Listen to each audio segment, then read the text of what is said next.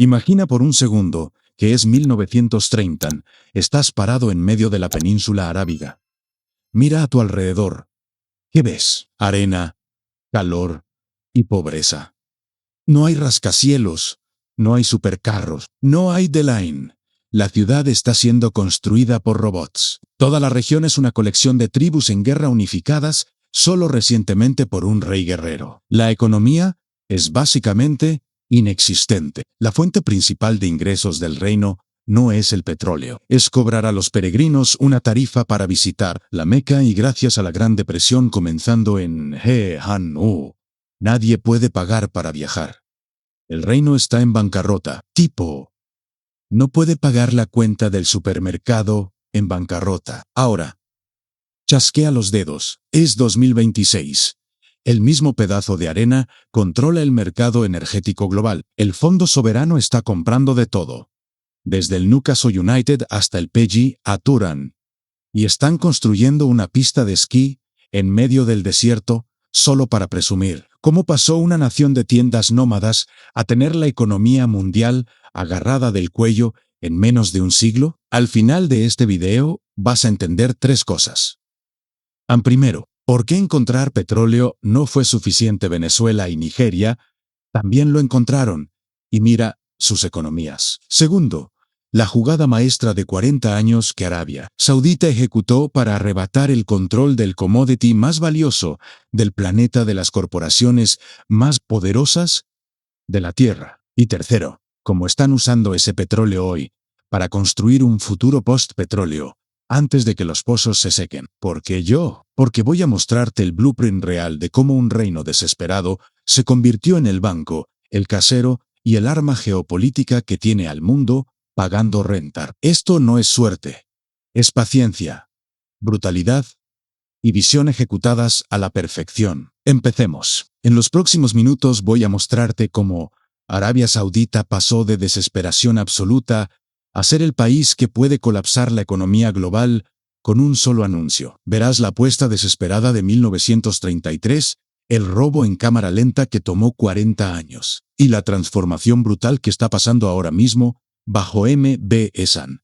Esta es la masterclass de cómo realmente hacerse rico. Bloque 1 en la apuesta desesperada 1933 a 1938. Retrocedamos a donde comenzó la magia, o la maldición, dependiendo a quién le preguntes. Para entender la riqueza saudita, tienes que entender la desesperación. A principios de los años 30, el rey Abdulaziz estaba en un aprieto. La Gran Depresión había aplastado la economía global, causando que el número de peregrinos visitando la Meca se desplomara. Esta era la única fuente real de ingresos del reino. La tesorería estaba vacía. El rey necesitaba efectivo rápido y estaba dispuesto a hacer un trato con el diablo, o al menos con algunos estadounidenses muy ambiciosos. Entra Standard Oil of California.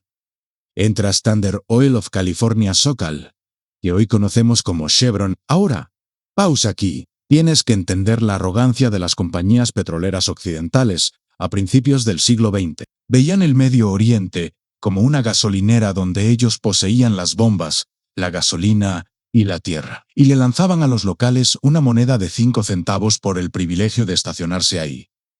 El Acuerdo de Concesión de 1933. En 1933, el rey firmó un acuerdo de concesión. Le dio a los estadounidenses el derecho a explorar petróleo en un pedazo masivo del país. A cambio, consiguió $35,000 en oro por adelantado, alrededor de $175,000 en ese entonces, una promesa de un préstamo. Suena como cacahuates ahora, porque lo era, pero en ese momento, ese oro literalmente salvó a la monarquía de la bancarrota. Pero aquí está donde la historia del siglo casi no sucede. Durante 5 miserables años, los estadounidenses perforaron en el calor, el polvo y la roca. Perforaron 6 pozos, nadan agujeros secos. Los ejecutivos en San Francisco se estaban poniendo nerviosos, estaban sangrando dinero en la arena. Estaban a punto de retirarse y decirle al rey Ang, lo siento, disfruta tu arena. Entonces llegó el pozo Damum número 7. En marzo de 1938, A una profundidad de 1440 metros, la perforadora golpeó oro negro. Y no solo un goteo, era un rugido. La presión era tan intensa que lucharon para taparla. Habían tocado la fuente más grande de petróleo que el mundo jamás había visto. Esto no fue solo un descubrimiento, era un boleto de lotería ganador, donde el pago era dinero infinito. Pero aquí está lo que los libros de historia a menudo pasan por alto. Cuando el petróleo comenzó a fluir, los sauditas no se hicieron ricos de la noche a la mañana. Los estadounidenses sí, el acuerdo de concesión estaba fuertemente inclinado a favor de las compañías estadounidenses. Los sauditas estaban recibiendo un pago de regalías, seguro, pero las ganancias reales, los márgenes, estaban siendo enviados fuera del Golfo directo a cuentas bancarias estadounidenses. El rey había salvado su trono, pero esencialmente había arrendado el futuro de su país a extranjeros. La infraestructura, la tecnología, los ingenieros, todos eran estadounidenses. La compañía formada se llamó CASOC, California Arabian Standard Oil, más tarde renombrada a algo que podrías reconocer, Aramco, Arabian American Oil Company. En esta etapa, Arabia Saudita no era una superpotencia económica, era un pueblo de compañía, y la compañía era estadounidense. Pausa rápida. Si estás disfrutando esta inmersión en historia económica, hazme un favor y dale al botón de like. Le dice al algoritmo que tienes un periodo de atención más largo que un pez dorado y me ayuda a mantener las luces encendidas gracias a Unblock 2. El robo en cámara lenta, nacionalizando Aramco 1950 a 1980. Si el punto número 1 fue sobre suerte, el punto número 2 es sobre genialidad. Aquí es donde Arabia Saudita se separa de otras naciones ricas en recursos que fracasaron. La ola de nacionalismo de los años 50 y 60. En los años 50 y 60, una ola de nacionalismo estaba barriendo el globo. Los países estaban despertando y dándose cuenta, oye, ¿por qué estos tipos británicos y estadounidenses están tomando todas nuestras cosas? En 1951, el vecino Irán intentó el enfoque de arrancar la curita de golpe. El primer ministro Mohammad Mossadegh se movió rápidamente para nacionalizar la industria petrolera controlada por los británicos y forzó a los británicos a salir. El resultado fue catastrófico. Gran Bretaña organizó un boicot global del petróleo iraní. Estados Unidos eventualmente se unió y la economía de Irán fue empujada a crisis. Meses después, la CIA y MI6 orquestaron un golpe que removió a Mossadegh del poder. Fue caótico, desestabilizador y violento en las calles. Una historia de advertencia escrita en petróleo y sangre. Los sauditas estaban observando. Vieron que si intentas robar el tarro de galletas de los estadounidenses quemarán tu casa. Entonces, la casa de Saud decidió jugar el juego largo. Optaron por una estrategia de rebanado de salami. No incautarían la compañía, la exprimirían lenta, legal y dolorosamente, sacando a los estadounidenses rebanada por rebanada. El acuerdo 50-50, ABA partes, comenzó en 1950. El rey amenazó con nacionalizar los campos petroleros a menos que el trato fuera endulzado. Pero en lugar de enviar a los marines, el gobierno de USA, aterrorizado de que Arabia Saudita pudiera derivar hacia la Unión Soviética, facilitó un nuevo trato. Utilizaron un vacío fiscal que permitía que Aramco pagara impuestos al rey saudita en lugar del Tesoro de Estados Unidos. De repente, la división de ganancias era 50-50, ABA partes.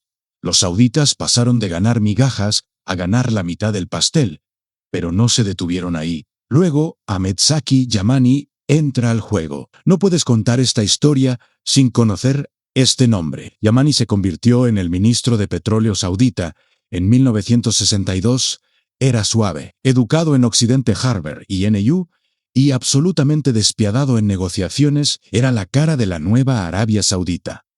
Yamani no quería solo cobrar impuestos a los estadounidenses, quería poseer la compañía, pero sabía que carecían de la experiencia técnica para operarla ellos mismos. Si los estadounidenses se iban enfadados, las bombas se detendrían. Entonces, Yamani negoció un acuerdo de participación general. 1973. El gobierno saudita compró una participación del 25% en Aramco. Luego, en 1974, la aumentaron al 60%. Finalmente, en 1980, completaron la compra adquiriendo el 100% de Aramco. Pagaron por cada acción. Era una toma de control hostil pero educada. Convirtieron a los dueños estadounidenses en contratistas. Los estadounidenses se quedaron para manejar la tecnología y la logística, pero el jefe había cambiado.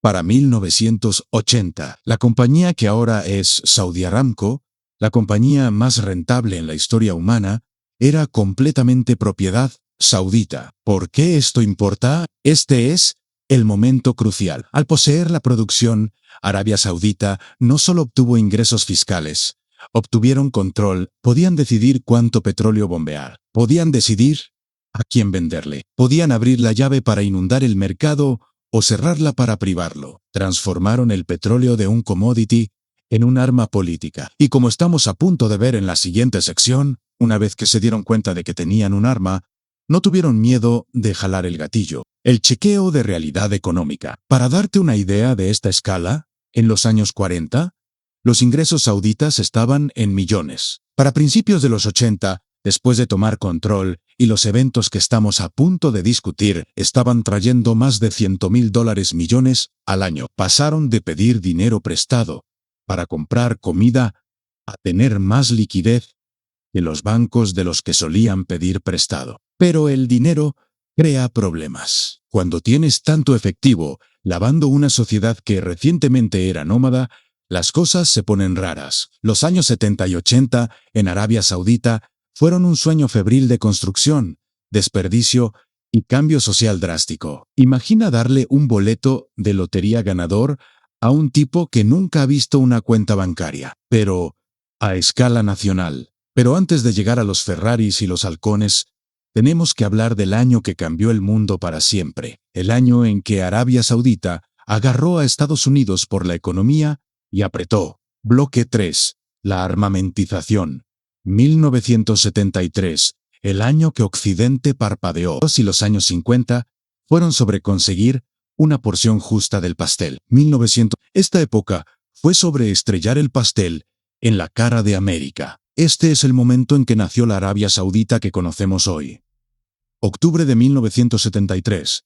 Estalla la guerra de Yom Kippur. Una coalición de estados árabes, liderados por Egipto y Siria, lanza un ataque sorpresa sobre Israel. Estados Unidos naturalmente interviene para apoyar a Israel con armas y suministros. En el pasado, las naciones árabes simplemente habrían protestado diplomáticamente, pero el rey Faisal de Arabia Saudita era diferente. Era profundamente piadoso, ampliamente respetado y francamente cansado de ser ignorado. Decidió que era hora de desatar el arma que Ahmed Zaki Yamani había estado puliendo.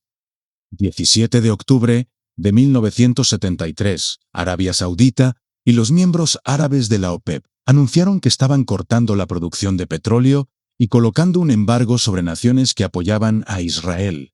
Específicamente Estados Unidos.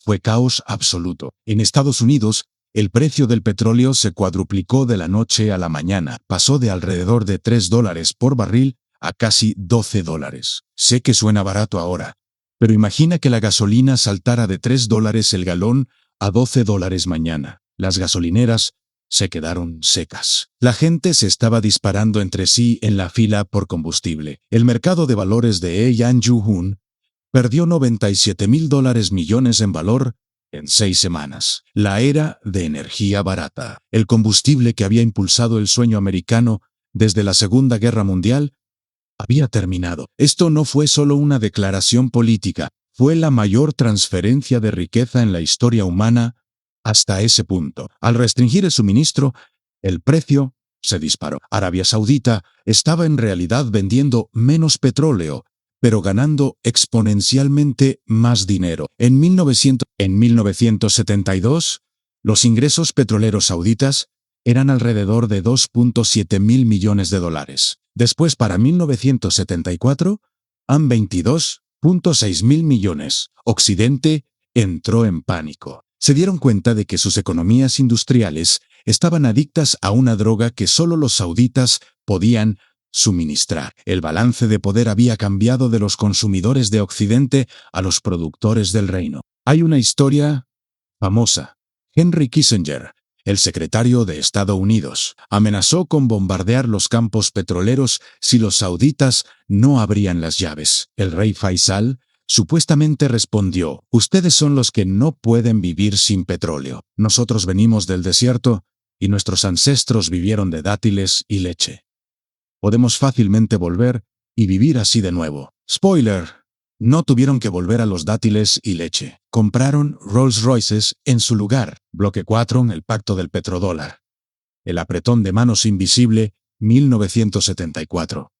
Bien, entonces, Arabia Saudita probó que podían colapsar la economía global. Esto asustó como el infierno a Washington, D.C. En los Estados Unidos, necesitaban asegurar que esto nunca volviera a pasar. Arabia Saudita, por otro lado, ahora estaba sentada sobre una montaña de efectivo, pero estaba rodeada de enemigos en Irán, Irak, Israel, y tenía un ejército pequeño no entrenado. Eran ricos, pero vulnerables. Entonces, en 1974, se firmó un acuerdo secreto, un trato tan efectivo que básicamente corrió la economía mundial durante los próximos 50 años. La configuración. El secretario del Tesoro de Estados Unidos, William Simon, voló a Riad con una misión muy específica. Las instrucciones del presidente Nixon eran claras: no regreses con las manos vacías. El trato no fue un tratado escrito que puedas encontrar fácilmente en Wikipedia. Fue un arreglo económico a la promesa de Estados Unidos. Estados Unidos proporcionaría protección militar, vendería armas avanzadas a los sauditas y garantizaría la supervivencia de la Casa de Saud contra todos los enemigos en la promesa saudita. A cambio, Arabia Saudita acordó hacer dos cosas. Primero, valuar todas sus ventas de petróleo exclusivamente en dólares estadounidenses. Esto significaba que si Francia o Japón querían petróleo, tenían que comprar dólares estadounidenses primero. Segundo, tomarían esos miles de millones de dólares de superávit petrodólares y los reinvertirían en bonos del Tesoro de Estados Unidos. ¿Por qué? Esta es la masterclass. Esto es posiblemente lo más inteligente que los sauditas jamás hicieron. Al valuar petróleo en dólares, artificialmente crearon una demanda global permanente por la moneda estadounidense. Esto cementó al dólar como la moneda de reserva global. Al comprar deuda de Estados Unidos, bonos del Tesoro con sus ganancias financiaron el gasto del gobierno estadounidense. Era un ciclo perfecto en Estados Unidos. Compra petróleo saudita. Arabia Saudita toma ese dinero y se lo presta de vuelta al gobierno de Estados Unidos. Luego Estados Unidos usa ese dinero para construir el militar que protege a Arabia Saudita. El resultado: Arabia Saudita se volvió intocable. No eran solo un aliado, eran un banco. ¿Y tú? No bombardeas a tu banco. Este trato explica por qué durante décadas Estados Unidos ha mirado para otro lado respecto a asuntos de derechos humanos o disputas geopolíticas. La integración económica era demasiado profunda para fallar. Entonces, para mediados de los 70, Arabia Saudita tenía control del recurso Aramco, la capacidad de fijar precios OPEP, el guardaespaldas definitivo, el militar de Estados Unidos. Pero tener dinero es una cosa, mantenerlo es otra. Y en los años 80 y 90, el reino casi lo perdió todo debido a un hábito muy caro, en complacencia. Bloque 5. La resaca de las décadas perdidas 1980 a 2014. Escucha esto.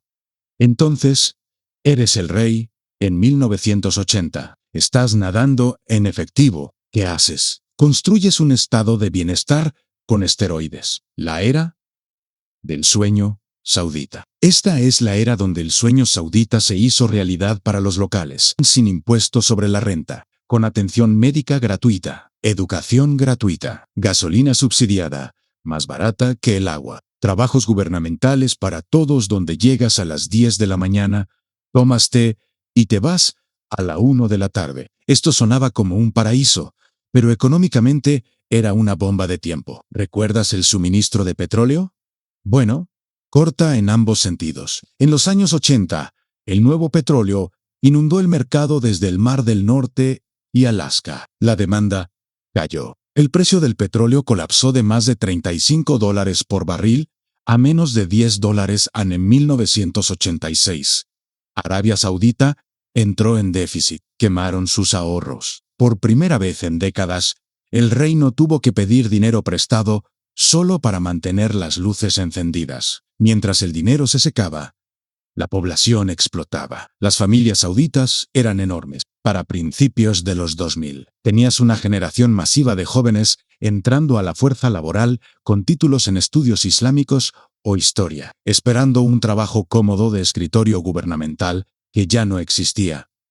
El desempleo se disparó. Los hombres jóvenes desempleados aburridos son un demográfico peligroso para cualquier gobierno. Ahora todo cambió. Mira a la primavera árabe. Entonces llegó 2014 a otro colapso de precios del petróleo. Los precios cayeron de $1.15 a menos de $50. El gobierno saudita miró la hoja de cálculo y se dio cuenta de una verdad aterradora. A esta alta tasa de quema, estarían en bancarrota para 2020. La maldición del petróleo finalmente los estaba alcanzando. Eran un pony de un solo truco, y el pony se estaba cansando. Necesitaban un nuevo gerente para su negocio y consiguieron uno. Interrupción rápida. Si estás encontrando valiosa esta inmersión profunda, verifica que el botón de suscribirse esté cliqueado. Estamos rastreando los rastros de dinero que las noticias mainstream ignoran. No te pierdas el próximo video. Bloque 6. El asaltante corporativo. En 2015, el rey Salman tomó el trono, pero el poder real rápidamente se consolidó alrededor de su hijo, Mohammed bin Salman, conocido globalmente como MBS. Ese miró la economía saudita y básicamente dijo, esto es basura. Se dio cuenta de que depender del petróleo era suicidio. El mundo se estaba moviendo hacia energía verde. Los vehículos eléctricos venían y por otro lado, la edad de piedra no terminó por falta de piedras. Y la edad del petróleo no terminará por falta de petróleo. El nuevo gerente lanzó su visión al 2030. Esto suena como sopa de palabras de moda corporativas. Pero en realidad, era un plan de reestructuración radical en el objetivo. Convertir Arabia Saudita de un estado petrolero en un fondo de cobertura de inversión global con bandera. Sin embargo, esta estrategia necesitaba tres cosas: efectivo, control y caos. Uno, la sacudida del Ritz-Carlton 2017. Esto es directo de una película. MBS reunió a cientos de los príncipes, empresarios y funcionarios más ricos, sus propios miembros de familia, y los encerró en el hotel Ritz-Carlton, en Riad. Estratégicamente, los acusó de corrupción. No los dejó salir hasta que pagaran. El resultado, aseguró más de $100.000 millones en acuerdos. Fue una consolidación brutal de poder y capital. 2. El IP, o de Aramco 2019. Durante décadas, Aramco fue un secreto de Estado. MBS decidió hacerla pública. Vendió solo el 1.5% de la compañía. Pero ese pedazo diminuto levantó $25.6 mil millones. Fue la oferta pública inicial más grande de la historia. Tomó la joya de la corona, rebanó un pedazo y la vendió para financiar sus nuevos juguetes. 3. El Fondo de Inversión Pública, PIF. Este es el motor de la riqueza saudita moderna. En lugar de dejar que el dinero del petróleo se quedara en bonos del Tesoro de Estados Unidos, de bajo interés como en los 70, MBS dirigió al PIF a comprar todo. Mira su portafolio. Compraron una participación masiva en Uber antes de la oferta pública inicial. Poseen un pedazo enorme de Lucid Motors, apostando por el futuro postpetróleo. Compraron Newcastle United, lavado deportivo. Tal vez rentable. Sí.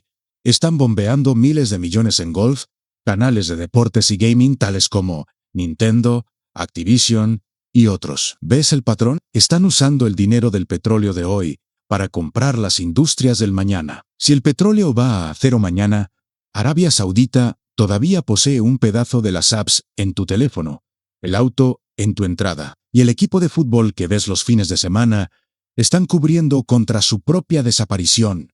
Y luego está el gasto dentro del país. ¿Has visto?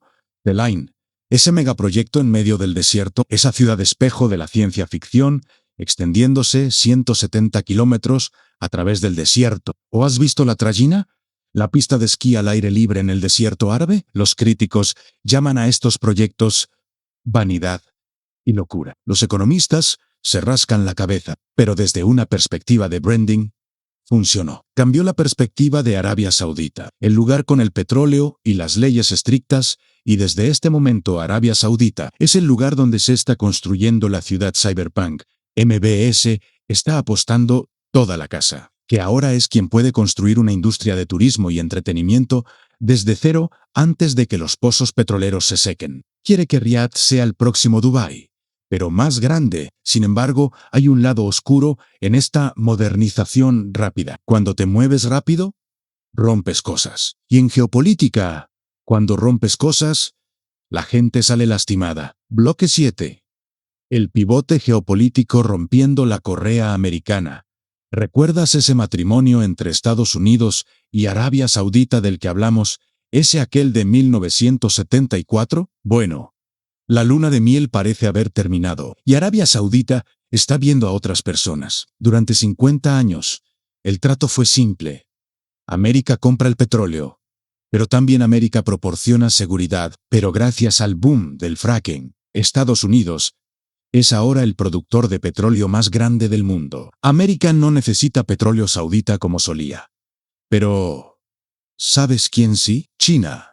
China es ahora el socio comercial más grande de Arabia Saudita, y a diferencia de Estados Unidos, Beijing no da sermones a Riad sobre derechos humanos o cómo dirigir su país. Simplemente firman los cheques. Este es el escenario de pesadilla para Washington. Ha habido conversaciones serias sobre Arabia Saudita aceptando yuanes chinos por petróleo en lugar de dólares estadounidenses. Si eso pasa, la dominancia del petrodólar toma un golpe masivo. En 2023, Arabia Saudita hizo algo que sorprendió a Occidente. Restauraron lazos diplomáticos con su archienemigo, Irán. ¿Y quién medió el acuerdo de paz? No fue Estados Unidos, es China. MBS está jugando ajedrez como un profesional. Mantiene a Estados Unidos lo suficientemente cerca para los jets de combate F-15 y las garantías de seguridad, pero se está acurrucando con China para apalancamiento económico. Y ahora le está diciendo al mundo, ya no somos un ayudante, somos un personaje principal. Bloque 8. La realidad oscura. La jaula dorada. Hemos hablado de los miles de millones, las negociaciones geniales y las ciudades brillantes, pero tenemos que mirar el costo, porque no construyes un imperio de $1 trillón en el desierto sin enterrar algunos esqueletos. El modelo saudita es simple. El gobierno proporciona riqueza, seguridad y entretenimiento. A cambio, la gente proporciona obediencia absoluta. Bajo MBS, la policía religiosa que solía golpear a la gente por escuchar música simplemente se fue. Se esfumó la ley. Ahora puedes ir a raves de fiesta en Riad. Puedes ir al cine. Las mujeres pueden manejar, pero la libertad política, en realidad, se ha endurecido. Puedes festejar, pero debes cuidar lo que tuiteas. No podemos ignorar el elefante en la habitación. El asesinato del periodista Jamal Khashoggi, en 2018, en el consulado saudita, en Estambul, convirtió a Arabia Saudita en un paria. Durante unos años, los jeques occidentales cancelaron sus viajes. Los políticos dieron discursos condenando al reino. Pero aquí está la verdad cínica sobre el dinero. El tiempo cura todas las heridas. Pero aquí va lo mejor. El efectivo las cura más rápido. Para el 2022, cuando los precios del petróleo se dispararon de nuevo, líderes occidentales, incluyendo el presidente Biden, estaban de vuelta en Jeddah, chocando puños con el príncipe heredero, porque el mundo corre con energía y Arabia Saudita tiene las llaves. Y finalmente, ¿quién está realmente construyendo? Peline, ¿quién está vertiendo el concreto para estos gigaproyectos? Millones de trabajadores migrantes de Asia del Sur y África. El sistema Kafala ha sido reformado en papel, pero reportes de explotación, salarios retenidos y condiciones de trabajo peligrosas todavía se reportan. Entonces, como Arabia Saudita realmente se hizo rica, no fue solo geología, Nigeria tiene petróleo, pero se ahogó en corrupción. Venezuela tiene más petróleo que cualquiera, pero se ahogó en mala gestión y sanciones. Arabia Saudita sobrevivió. Se hicieron ricos porque maestraron el arte del apalancamiento. ¿Por qué? 1. Es la paciencia. Esperaron 40 años para tomar control completo de Aramco. 2. La despiadez. Armaron su suministro para traer a Occidente de rodillas en el 73. 3. Adaptabilidad. Pivotearon de Estados Unidos. Luego se pivotearon de la China cuando los vientos cambiaron. 4. Visión. Están tomando su riqueza de recursos y lavándola en un futuro post-petróleo. La lección final. Arabia Saudita se dio cuenta temprano de que el petróleo no es solo combustible, es poder, y decidieron que preferirían ser temidos y ricos que gustados y pobres. Si su visión 2030 tiene éxito, ya veremos si termina como un pueblo fantasma de $1 trillón o en la arena. Esto queda por verse. Pero una cosa es cierta, ya no son solo una gasolinera, son los caseros, y la renta es debida. Si disfrutaste esta mirada a la mecánica del poder global, te va a encantar nuestro video sobre cómo Noruega se hizo rica. Asegúrate de verlo a continuación. Y déjame saber en los comentarios, ¿crees que The Line realmente se construirá? ¿O es el render CGI más caro del mundo? Deja un comentario diciendo, paciencia es prudencia. Si entendiste el blueprint de Arabia Saudita, te agradecería. Si le das clic en el botón y luego, suscríbete porque estamos rastreando cómo las naciones realmente construyen imperios, no las historias de cuento de hadas que te enseñaron en la escuela. Nos vemos en el próximo video.